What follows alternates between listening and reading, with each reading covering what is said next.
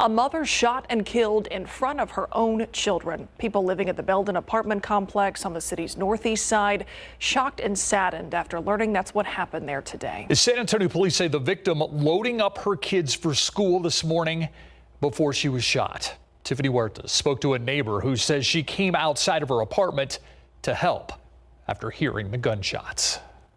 When I heard the gunshots, I knew it was too close. Michelle Radcliffe lives at the MC Belden apartment complex on the 7500 block of Harlow Drive. After hearing the gunshots, Radcliffe says she went outside and only saw her neighbor's children. The 6-year-old was on my left, the 10-year-old was facing me, and the 2-year-old was in the car seat.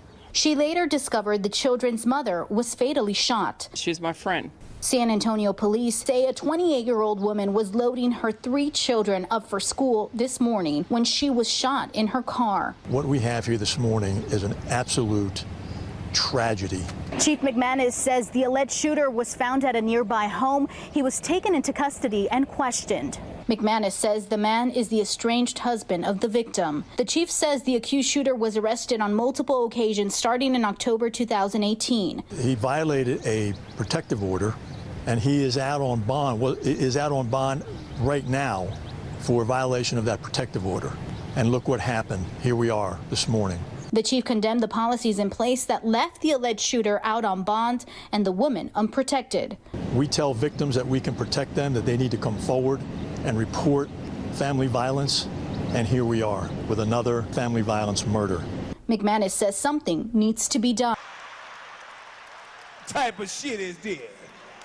What type of shit is this? Of a man as he breaks into someone's home in Escambia County, Florida. This was just minutes before a woman inside shot and killed him. Cody Long tells us why the woman who pulled the trigger is not being charged. The Escambia County Sheriff's Office is investigating this as a stand your ground case. The sheriff says the woman was protecting herself and her family. Take a look at this video from the front porch. You can see the man kicking the front door on James Taylor Lane and screaming at those who are inside. You want to play? Let's play. Then the 54-year-old man goes back to kicking in the door.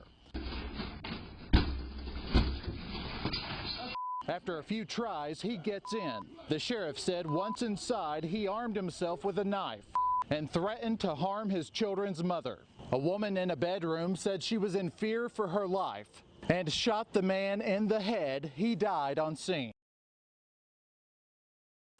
Hello family, smash that like button, smash that subscription button. Also hit that notification button so you're notified when I post new content. Let's do it. Domestic violence is no joke. No joke. You see both of these exes in the beginning of this video had restraining orders against them. And both of these men violated their restraining orders. And I'm doing this podcast because we all have, most of us have mothers and sisters and daughters that we don't want running into knuckleheads like this. For some reason, these knuckleheads think that if a woman don't listen to them, they can beat them into submission, which is not the case. And although I'm not advocating violence, if one of these knuckleheads was to come over there in front of my grandkids, kicking in the door like the second idiot, I would hope that my daughter would shoot him in the head, rather than let my grandkids get traumatized. I mean, women should be allowed to protect themselves against that kind of violence. I mean, the second guy knew his own kids were inside that house, and he was kicking the door in and creating that kind of atmosphere, regardless of what was going on. There should be that kind of atmosphere created around the kids. And then there shouldn't be that kind of violence. If you gotta be that violent with somebody, you gotta go over there and kick in their door. It's time to leave anyway, I would suggest. And cooler minds would possibly suggest. So I suggest that all you women go out there. I tell my daughters and training my granddaughter to learn how to shoot a firearm and to be firearm friendly and know the proper uses of the firearm for cases like that, to be able to generally protect themselves, and more so for men that they run into that think they could be beat into submission. Because I feel condolences goes out to both families, especially the first family who lost, that was a 28-year-old mother of three. She had a 2-year-old, a 10-year-old, 2-year-old, a 6-year-old, and a 10-year-old. And that's really tragic. And he shot them in front of their mom in the car on their way to school. So whatever this idiot thought that he was upset about was the violence that he perpetrated on those kids' mom, his baby's mom. That anger, I guess he felt that anger was warranted to take the mom away from here and traumatize his kids forever. That is a very fragile ego. And it's not a man, it's a pussy. Can I say that?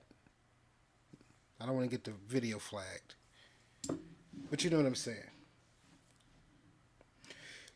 Comment in the comment section and tell me what you think should be done with this idiot. And if you have your conceal and carry, and if you go to the gun range, and what you think about women carrying firearms. Comment in the comment section and let me know what you think.